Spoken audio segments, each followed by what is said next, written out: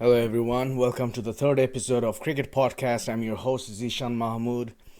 So I'm pumped up, ready, snorted some coke right now. Well, seltzer, crushed Alka-Seltzer and snorted it. I didn't. Anyway, I'm feeling good about this podcast. It's gonna be one of the best. It's gonna crash internet. The analytic spike is gonna skyrocket and then plummet like a fucking stock market. I don't even know what I'm saying because I have nothing. I know nothing about stock market, but I mean, it's funny, You're speaking of stock market. I mean, um, so you know the how the graph the it's like a random drunkard's walk, random walk hypothesis. The can cricket score be predicted? That's that I pondered about it for a long time, like Einstein in Dungeons, or like Andrew Wiles who solved Fermat's theorem. I shut myself up in the attic, and day in and day out, nights of staying awake all night, scrawling equations on my window pane like Nash, John Forrest Nash. I pondered about the predicted cricket score and or even player score. Like, can you predict a particular player score given we have certain amount of variables? Excuse me. I just burped because I had the Alka-Seltzer. I'm having some acid problem. So yeah, can it be Zishan? You don't have to mention that, and you don't even have to mention the fact that you don't have to mention the fact. Okay, we're going down the rabbit hole of infinite regress, but so mathematically, can you predict with given enough variables? I mean, what are the well? You got your past scores, what form a player is in. I mean, even WASP is different than WASP is just fucking extrapolation of numbers. Like you just extend the graph line or something. But yeah, I mean, especially I wanted to write it. I was a member of a forum, and I used to shit post a lot of stoned and whatnot. I used to this, and under quote unquote imagination and quote unquote creativity, I suppose, like, can Ashraful score be predicted? Ashraful was balling back then, sour ash as we called him. So yeah, I mean, if you think about it, like, well, you got your average, you got your form, but I think it's extremely unpredictable. Like, no one can possibly predict. Or what happens if algorithm? You can start an algorithm and you can see and you can start, like, okay, and you make an adjustments like approximation theory and everything.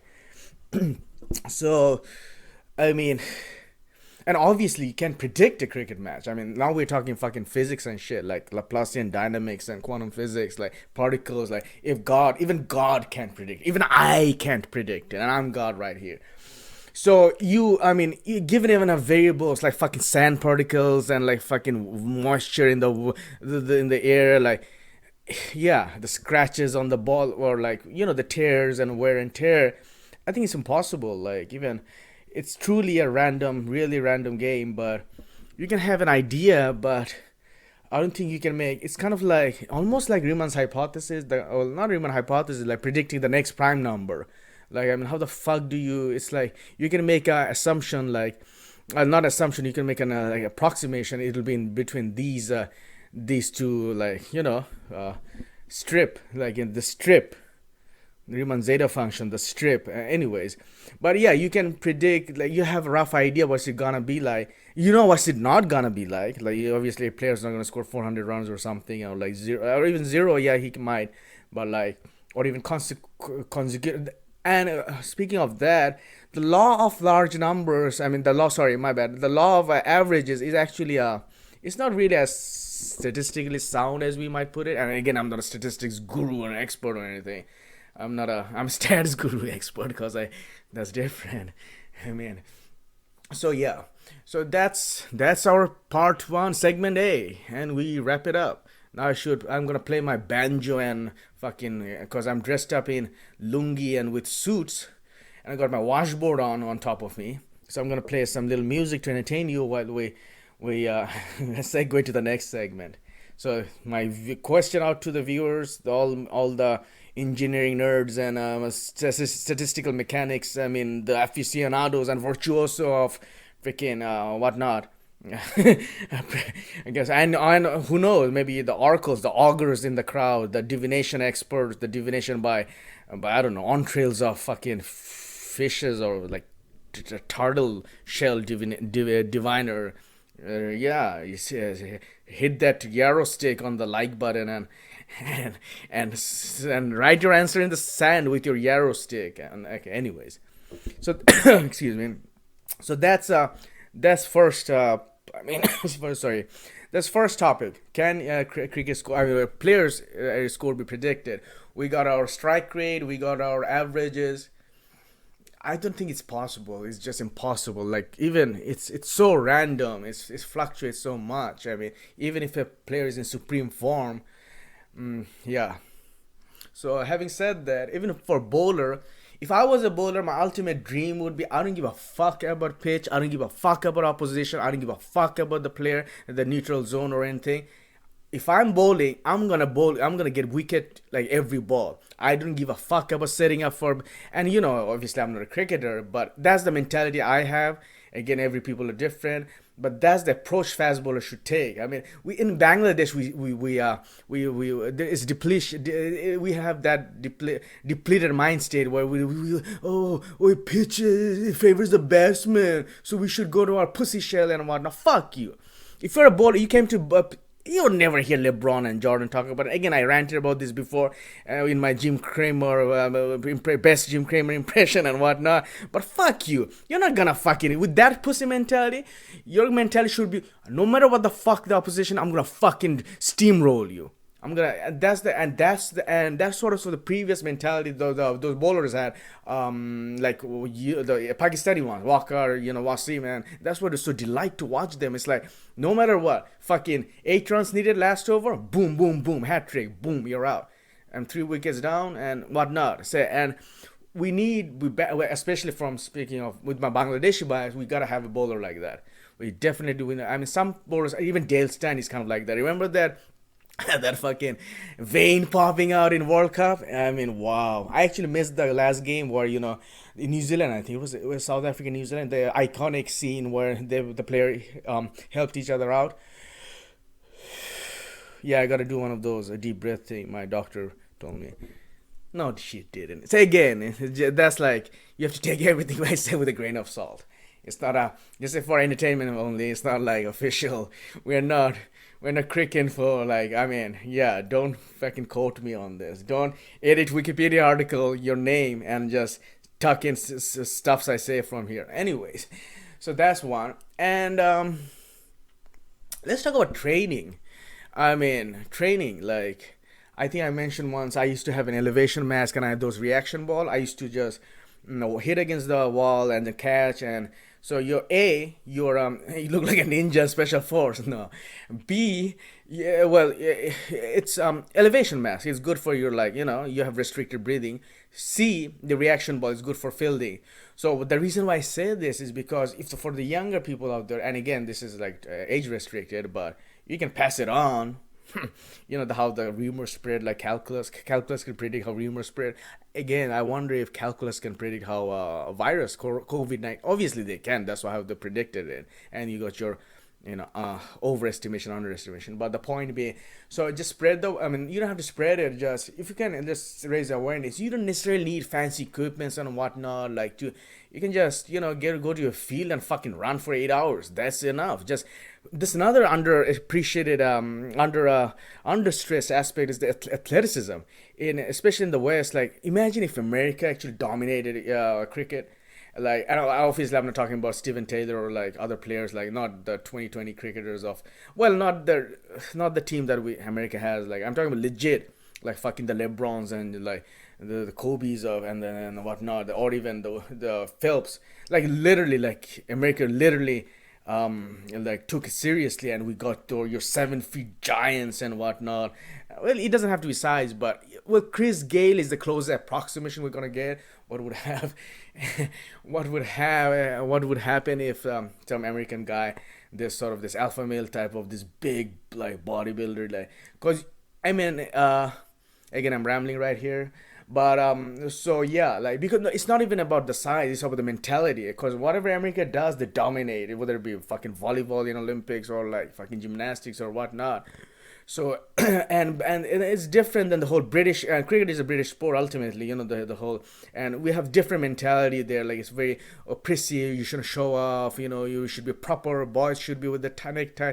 And Australians kind of deviated from them with Shane Warne and like fucking sledging David Warner and whatnot, and you kind of admire that. I mean, who wants to see fucking pretty boys? And Kohli, even Tommy McBall, and these people are kind of, cooling down. They became quote unquote humble, whatever the fuck that means.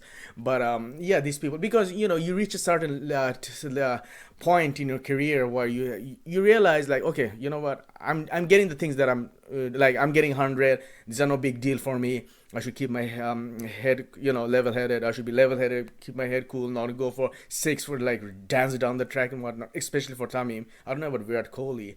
The only time I really was into Virat Kohli was in India, when Australia came to play in India, and they had unbelievable hot streak and form. Like fucking Rohit Sharma was scoring 200, and India could chase down any total. There was not a single total in the world that the India couldn't chase down. Virat Kohli used once scored 100 out of 50, around that mark, 50ish mark.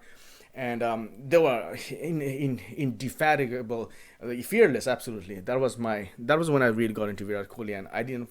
And then, because Virat Kohli is a little textbook for me. I mean, he proper. Even Sachin, I never got into Sachin. I'm more into those openers who just comes and just from the get go, like whether it be Shane Warne, A.B. de Villiers, or Aaron Finch, Gale, obviously.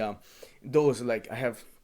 Kohli is more like he's a legitimate proper cricketer, like not textbook, but he can. I mean, he can be aggressive when he wants. But even Rohit Sharma, Rohit Sharma, he's different because I mean, I did sort of quote unquote analysis of all the double hundreds he did. The first 50 he got, it was like the strike rate was like below 100, and then boom, once he got settled, boom, he just exploded. So yeah, okay. So as I was saying, if America got involved in it, we see. I want to see what the landscape of cricket would be like, or when you bring that sort of like LeBron, like fucking, he does what do you call it? He spends $1 million for maintenance of his body, like fucking. I mean, these people have everything cryogenic. I mean, and he obviously has a photographic memory. And the reason why I mentioned that, because when you sustain when you maintain you're like, it's like you have to, it's almost like maintaining a Ferrari or Lamborghini. It's like you have to peak form 24/7, so your mind becomes sharp, your body becomes obviously is in perfect oiled up, lubricated, like geared up and ready to go, revved up, just like Formula One car and everything. So you got LeBron and those people. So I wonder what it'd be like when you get this sort of the super, like, type A personality people. And obviously you have them in cricket, but cricket is sort of like you got the dynamics of culture influence and whatnot. You got your team management, and we have that here in America too. But what there was something else I wanted to talk about briefly, before I got sidetracked with the whole America in it.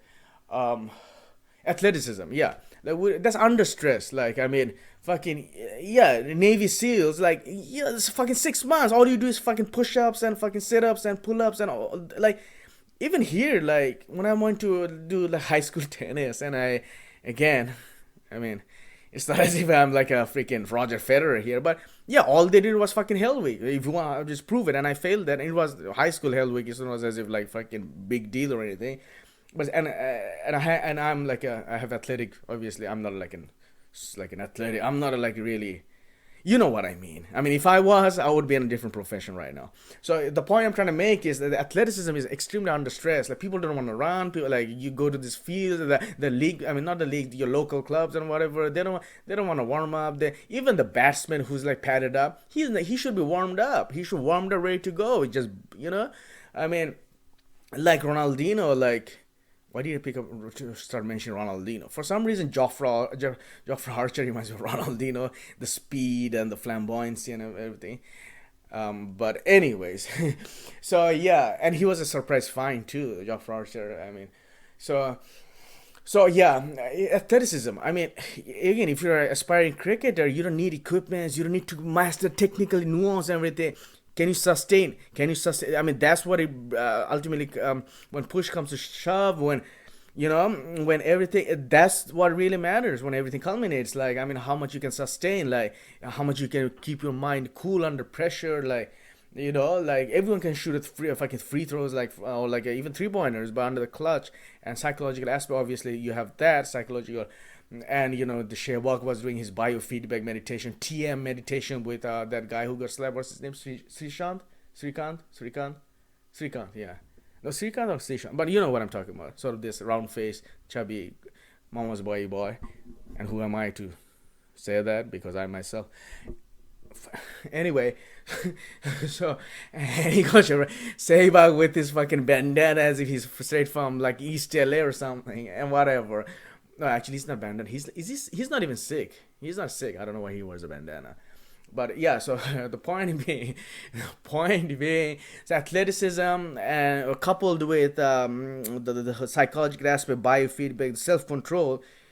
You don't even need to know, oh, how can I turn my wrist in the 25-degree angle and this nuance. I should be a master of a fucking not carambol, like fucking I should be, you see all these videos. Oh, I'd spend 2 years just to master how to play fucking in swinger or like fucking off break. And just shut up, dude. It's not rocket science. You see the ball, you hit the ball. Don't over fucking think it. I mean, just have a caveman mentality, troglodyte mentality. We overthink it. We make it too nerdy. We geek it up. We nerd it, and then we have all this obscure analysis, statistics, like what would happen. Who is the first person to hit score 30 runs under 10 overs playing in Australia at Gaba in from 1970? Who the fuck cares? Even Shidu even made fun of it. And when I say Shidu, I don't say it lightly. Because when you have to add even with it anyway. So that's segment 2, and here I played my banjo and I got my washboard on my suit, and I have to fling some salt off of my shoulder. Is that even the right phrase? I don't even know what I'm talking about. I'm rambling. This coffee is still in my body. This is the coffee talking. So that's segment 2, and this is why I insert the jingle. So just pretend I'm inserting a jingle. I'll give you 30 seconds or 20 seconds to gather some break and for you to imagine some stupid jingle that people play in the podcast. So I have this ripped that wasn't even 20 seconds. I have this ripped hoplite, not even a hoplite, those Greek thing with his skirt, with his sexy skirt on and fucking those sandals. What are those sandals called? The Greeks used to wear, or those Romans? And he got his aegis, the shield, but he's incredibly ripped. So that triggers my mind. I mean, my mind, as if I'm Einstein here. That triggers me to think, can too much body weight work against you, whether it be in I don't think it'll work against you for batsmen. I mean, obviously, where's some big, like, fucking Andre, what's his name? Not Andre Russell. Yeah, Andre Russell, right? And even Brathwaite, the West Indian, especially the West Indian players, because they're by girth, by definition. I mean, naturally they're like have bigger girth and bigger height and everything. And Rubel in Bangladesh, we got Rubel the bowler, and he's kind of little stocky guy. And for some reason it generates pace, but because we have the stereotype bowler should be tall and lanky. You got your Glenn McGraths of the world and whatnot, even. But I wonder if packing on too much muscle mass can actually work against you. Because essentially fast bowling, as they say, is the javelin motion. And when I again, I'm not chest beating here. But when I try to bowl, like, one of the things I get this, and no one talks about it. I mean, there's little research on it. The pins and needle effect. I don't know what I'm doing wrong. Like when I like bowl, like I snap, not even snap. It's not probably, and only advice I could find online is that you'll get used to it. Okay, so the point being, like, I mean, your nerves get stretched, I guess, and that's why you have this tingling sensation, and so you're overworking your, like, those nerves. You're stretching them over and over again. So yeah, so I don't think it's more muscle mass per se. It's more like those, I guess, rotational. Again, I bash against technicalities, and here I'm doing sort of pseudo technical analysis. Yeah, is a rotational force and the sideways motion. What's his name? The not Bishop. Oh God, not the gentleman from West Indian gentleman, the commentator. Shit. Fuck. What's it? Okay. Anyways, you know what I'm talking about. With the lovely voice. Yeah. Not Ian Bishop. Michael Holding. So sideways, he was talking about Larwood, how the sideways action generates more pace. So yeah, so one should, I mean, people should do actually some legitimate research to find out what is the optimal biomechanical body composition you can think of with the optimal, the sort of the super, sort of the super being, sort of this being, biogenetic being you can concoct, who can generate this massive amount of speed, and or what is the high speed even humanly possible. I mean, even 150 mark, like I don't think 160 is, I don't think it's human, but what is the Roger Bannister limit of like cricket bowling, I guess. So muscle mass, I mean, think of it like, yeah, so when you're generating the rotational thing, you gotta, there was an arcade game where but I'm getting sidetracked, in the 80s, where this villain would get, not space invaders, like he would rotate his arms like as if, like, you know what I'm talking about, kind of like, not Baraka, but anyways. So yeah, because when you do that, just rotate, you got your rotational thing, and you got your snap of wrist. I mean, especially if you're bowling cutters, and you got that. So if you're like a little stocky, and like, you have a little bit built, I wonder, because between your shoulder, like if there's muscle, I wonder if you'll have harder time, or it doesn't matter. It's moot. So I wonder what's the real case. Like, does it work against you? Do you again smash the like button? I'm making fun of those people again. Yeah. I mean, I respect my audience, but I'm not gonna fucking beg for mercy likes or anything. But the point I'm trying to get at is, in my express tone speed is, yeah, I'm the Noral Express of fucking podcast and shit. And again, speaking of Noral Express, Mushrafi, going back to Bangladesh, I think he was heavily overrated. He had nowhere near the venom and speed. Again, I thank you for your service, Mash. He had nowhere near the venom and aggression, like real legitimate world class fast bowlers. And I think he cracked the top 10 list at one time. But yeah, I mean, again, no hard feelings, no grudges against Mash. But Bangladesh, I mean, Mustafizu, he wasn't really a genuine express fast bowler. He was not a sort of like the Daryl Steyn, Brett Lee-esque. He was more like his cutter. I think it was his wrist action that probably did more of the trick, and somehow people figured it out, and he kind of lost the steam, so to speak. The fizz whittled out. The fizz lost his fizz. Fizz lost his fizz. So yeah, yeah. Going back to the pace, yeah. So can muscle mass work against you? I mean, what do you think? What do you think? And they say, if you want more likes and views, and you put questions that engages audience. And that's why you have all this Facebook and YouTube, like this corporation. They say, oh, Kevin Peterson scored 100 off 22 ball. What do you what was your best score? Yes, if you're gonna put down your school year best score or something. Speaking of school year cricket, those were the days. Come on, you gotta admit it. I mean, we make cricket. I mean, and when you talk about we're talking about this global kumbaya hug, fucking big hug. Yeah, everyone. I mean, if you love cricket, I mean, fucking, you'd make cricket out of anything. Remember those fucking in school? I don't know if you did it in India or like other countries or South Africa. Like, we used to have like in a paper, like those what do you call those those homework, like homework notebook. We used to make this circle, and you set up the field by putting random 11 dots, and from the bowler we take the pen, and of course there's a pen fight. Who can forget that? Was more popular than this sport, this cricket thing. And you'd sort of like slide the pen, and that would make the the line, and when there's a batsman, you try to intersect it and sort of like hit the ball, and the line would go, and if the line intersects the, I don't know if anyone else played it, but I think it was probably trending very little in my school or something.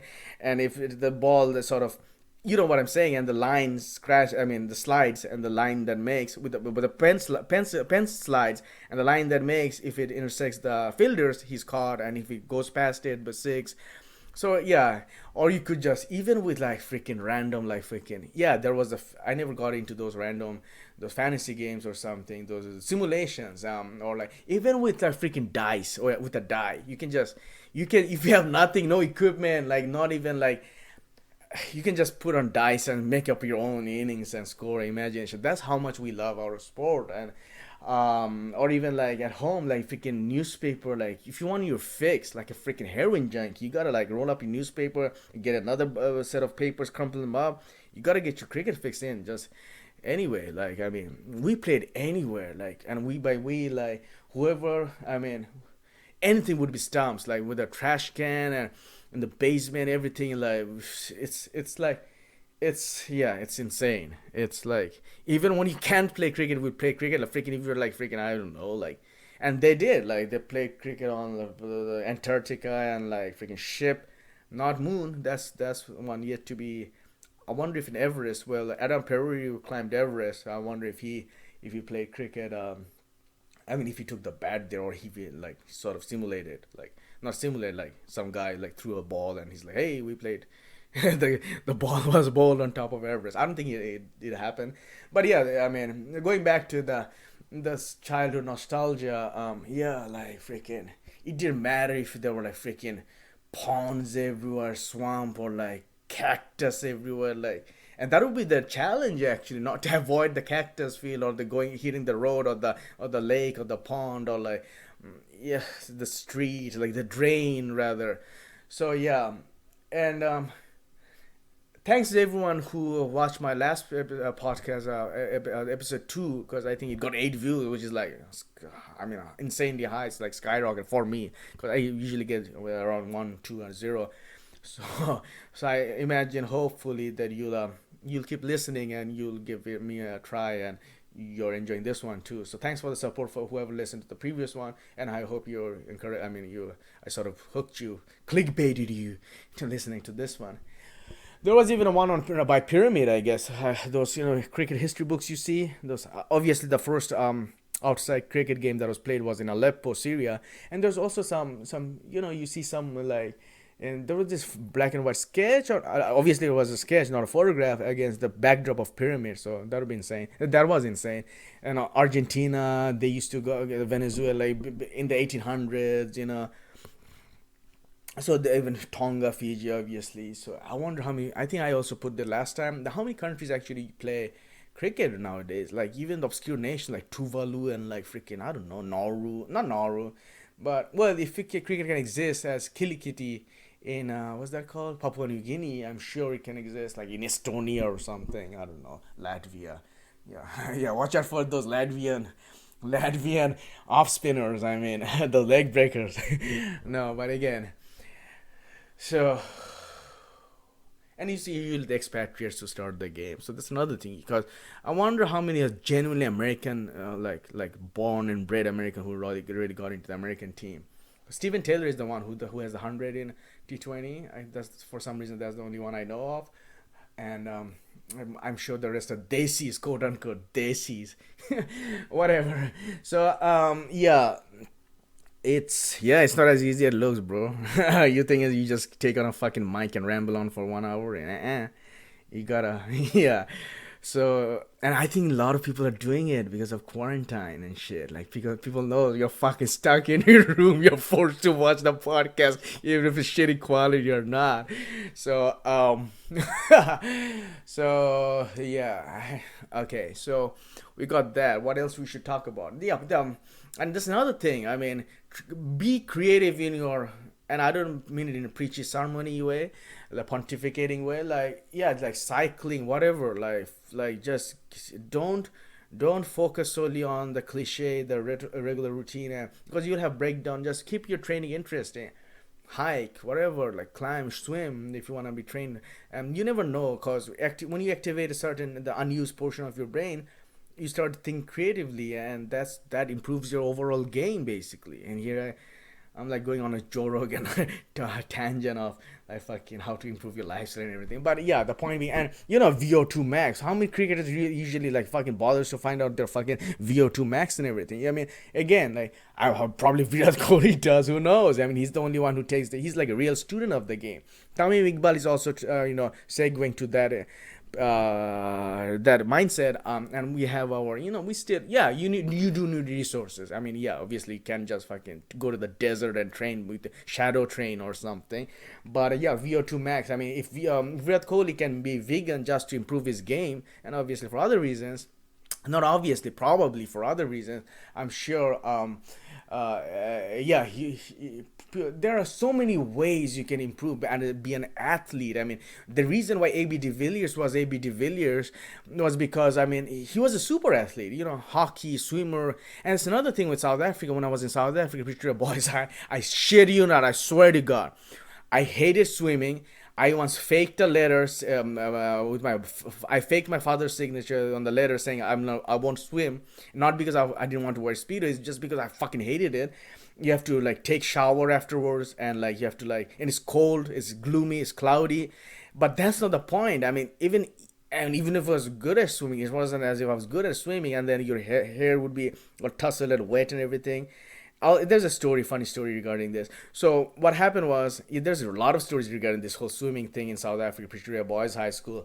So we swim, and by the time I made one single, not even like half lap, there literally would be all this sort of this racehorse stallion, this alpha boys would like do race didn't matter. Like probably the Indians were this like, what I mean by Indians, like all the brown people, we're the only ones who didn't participate as much, especially in sports.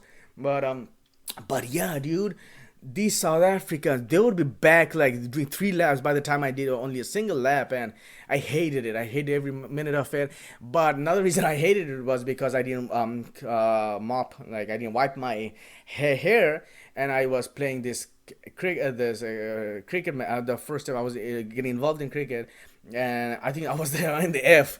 I was in F thing, the F, because it's ranked. I mean, you get your form, so like form 1A, 2A, 1B, 1B, whatever. So I was in F form.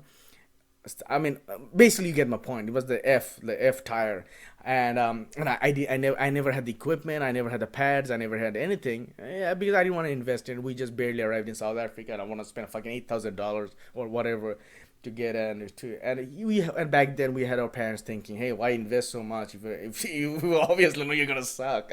And my father told me how Anil Kumble had an engineering degree and tried to talk me out of it, but that's okay. But so I had this fear of facing the bowlers in the batting squad.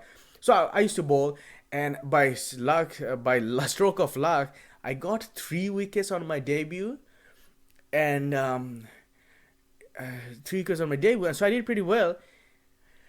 And back then they would read out your statistics in the assembly, and for some reason they didn't read mine, and I knew they wouldn't read mine, not because of fucking some ulterior motive of against race or anything. I mean, somehow because I kind of LOA manifested it almost, because when you think in a negative way, like I'm not gonna get viewers, I'm gonna subscribe, I'm not gonna likes, whatever, I'm not gonna make it, it's almost like almost somehow it reinforces it. And I wasn't crushed, but I was a little sad. So next time I go there, the captain was a diminutive, and I don't mean in a pejorative way, but he was kind of short, and he was a prodigy in musical prodigy, and he was the best in musical, and he also wanted to get involved in cricket. He was short, but he was kind of leader type. It's funny, he had wore glasses. They call him boffin there. They don't use the term nerd. So he was this really boffin type of kid, and he was like, Mir's bowling. I don't give a shit because he did well last time. He's bowling. He's bowling. And that day, I had swimming class, and I didn't wipe my hair, like, and I was feeling dizzy, and I bowled, and like, whoa! It's almost like I was like the whole earth, like almost revolved around me. Like I felt this dizzying effect, and and I was spraying all over the place, and I did horrible, and that was the last time I think I played cricket in South Africa in school, because I guess I sabotaged myself, and that wasn't the first time. Every time there was the other time I puked, I vomited while bowling, and I was doing good. I know I'm a good bowler, and like I'm a line in length. I just maintain line and length. I don't try to do any fancy or anything.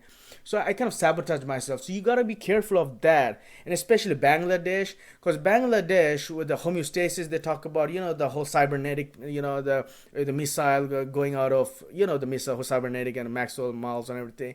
If you think, okay, we're this kind of team, 240 is our score, even 300 is, whoa, we should be happy, even we'll never make 400. So you have that mindset, and obviously you do. Suppose a team post 350. If your mindset is 300 is good enough, you'll never able to will be able to chase 350 because your the needle will be all right. It'll just move. It'll not haywire. Like it'll be like off the. It's just it's not you. Just like how the people who wins the lottery they give away more of the they lose all the money. Similarly, if you're not used to being success, and that's why Bangladesh lost so many matches. They were coming close with India, like by run, or even Pakistan, like 1 run, 2 runs, whatever. And finally, and they did the minnow bash. They did well against Zimbabwe. Again, no disrespect to Zimbabwe.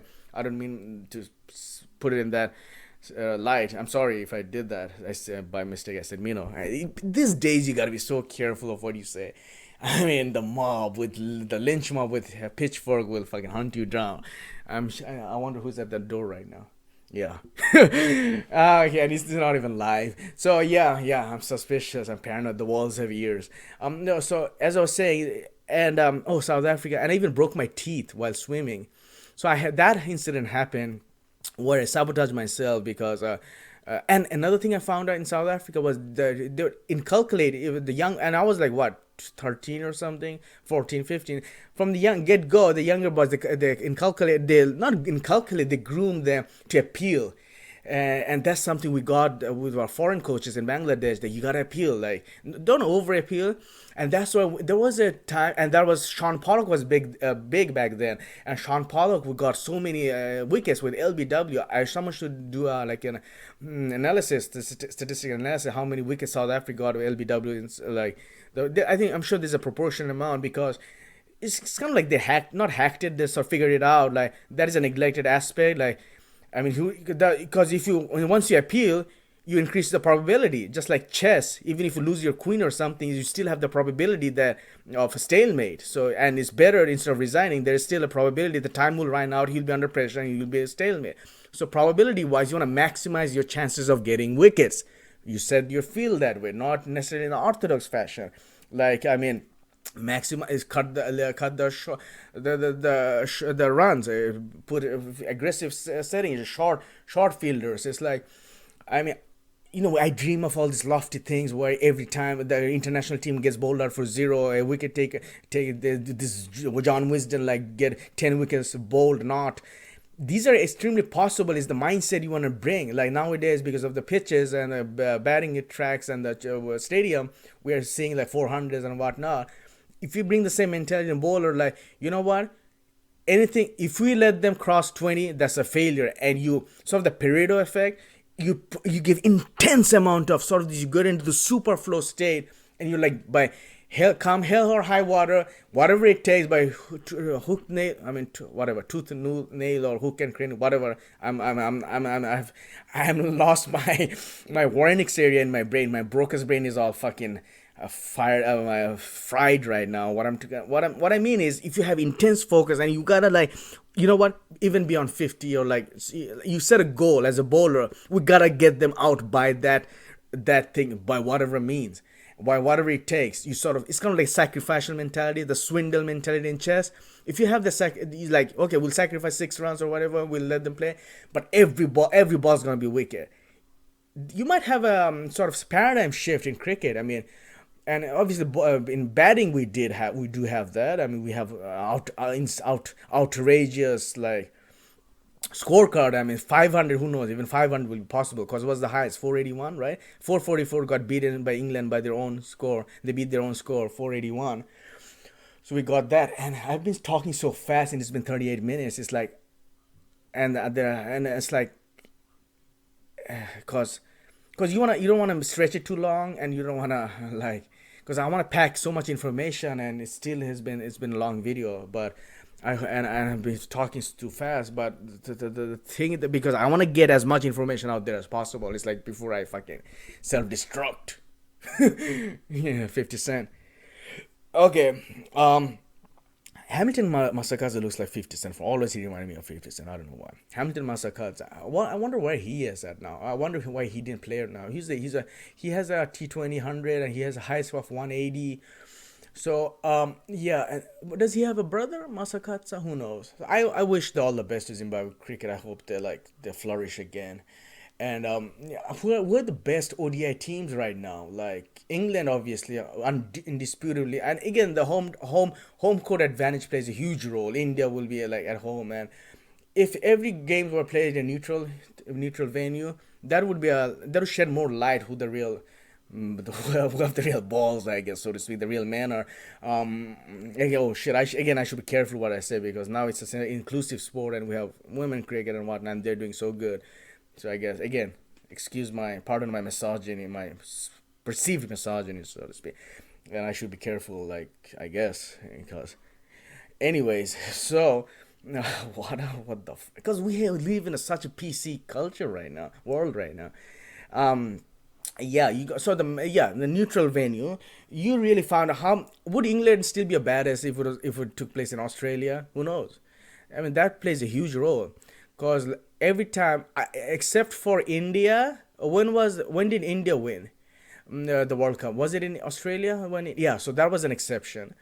And then the subcontinental time, the when India played the subcontinent, did India win or Australia win? I don't know. I think Australia won. So that it's kind of like transposed.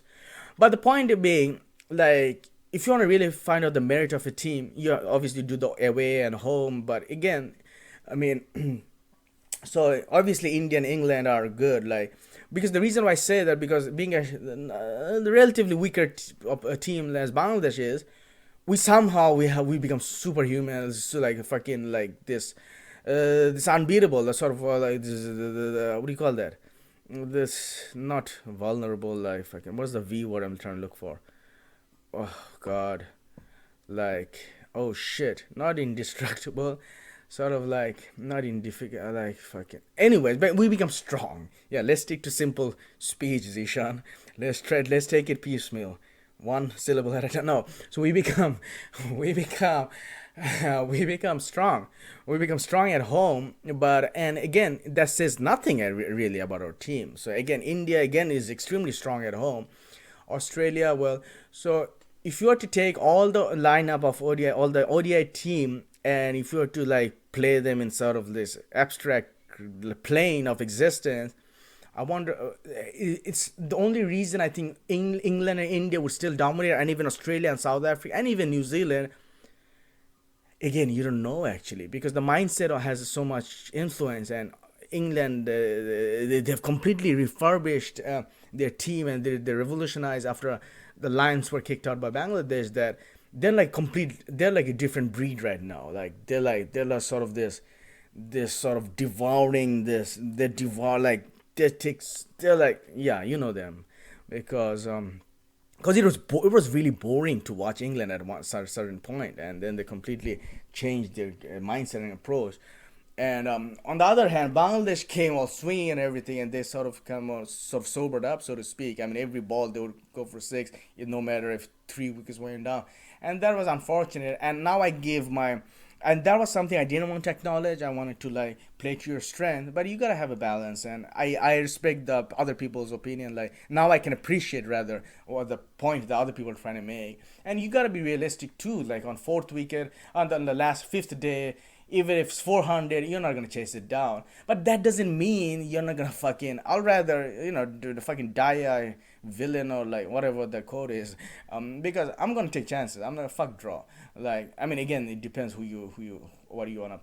Because all the things that have been any the outliers there were, the only reason they have pulled it off, especially the, you remember the Sri Lanka one in South Africa, where Sri Lanka, and they got the respect of the opposition. I mean, big time, because like the last wicket, I mean, they stretched it out there. Well, what was it, 100 run, more than 100 run partnership last wicket or something, and they won the test.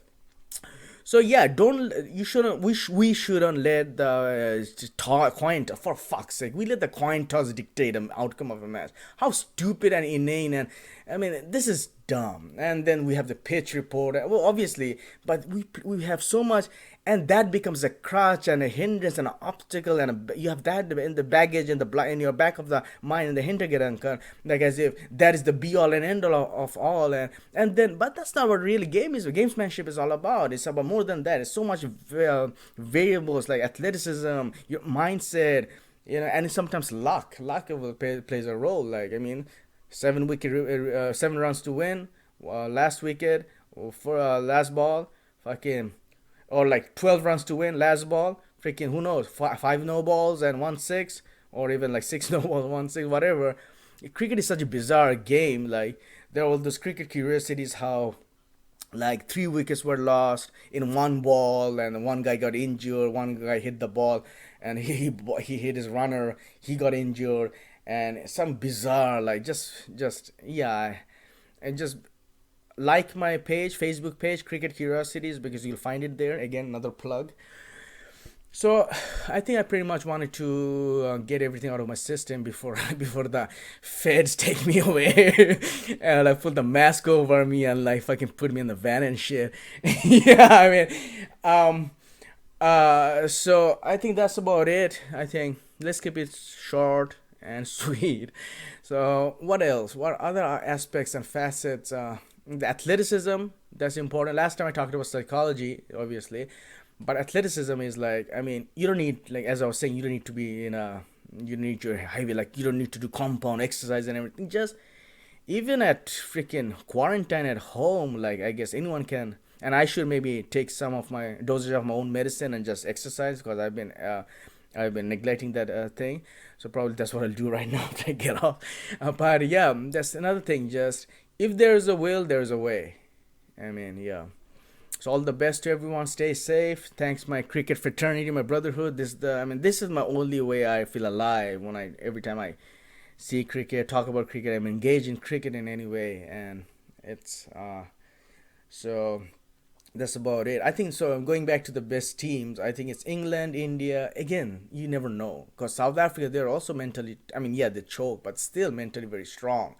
We got cause they have some massive records. The back in the days against Bangladesh especially, like well, not especially, like Rudolph, like they had like freaking 400, like I don't know, like freaking insane amount of like 400 run partnership or some insane bizarre scores like. And yeah, South Africa, like so even though like they're a strong team, mentally strong team, don't just we call them chokers and whatnot. Even Pakistan, they're unpredictable. Like you never know. That's like you can even never rank the cricket teams anyway, the ODI or whatever. Because and I thought after World Cup the ratings will go down the window, or go out of the window. I don't know. This again, there was sort of stupid yellow journalism on like freaking rumor. Good job. But so yeah, I think still England is strong, India is strong, New Zealand is extremely strong.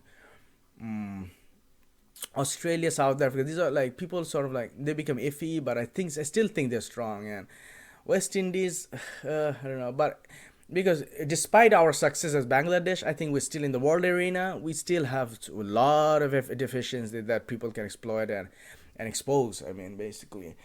So we have a lot to go, a lot to learn, and I'm just looking forward to this thing coming to an end and everything. And I hope we'll have renewed vigor and appreciation for life, and that will be translated on field and it'll be reflected on field.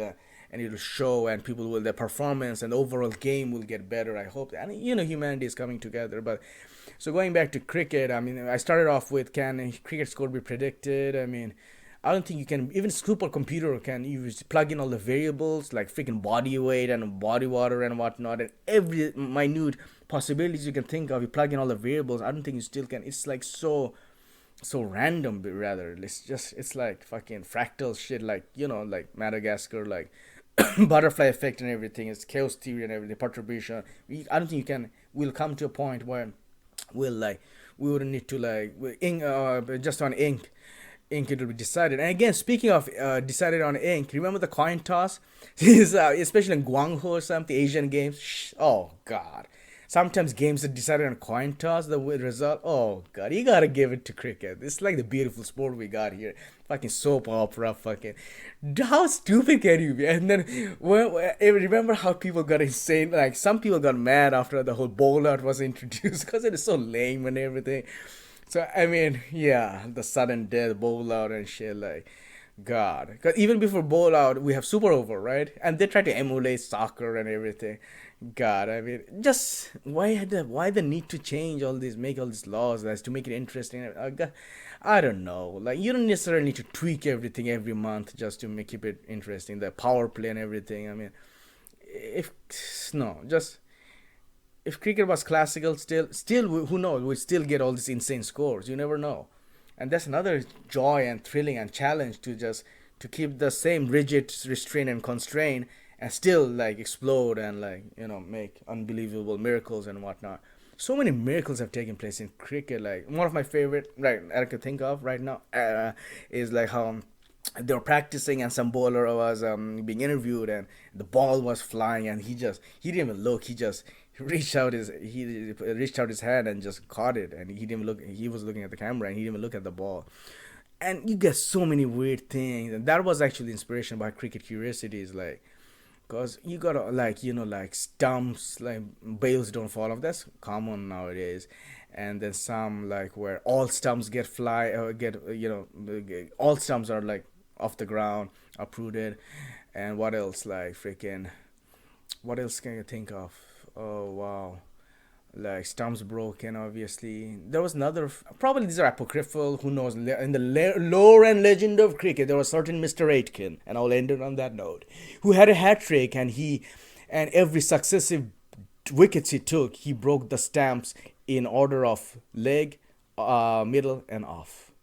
How cool is that? Have a hat trick by breaking single stump successively to have your name etched forever in immortality. Or even for that village cricket match where 0 wickets, 0 runs were scored, and 20 wickets were taken by some village. Uh, 20 wickets were taken and 0 runs were scored by a village match. These are mind boggling. Cricket, beautiful sport we got. Thank you for listening, folks. Thank you for your support.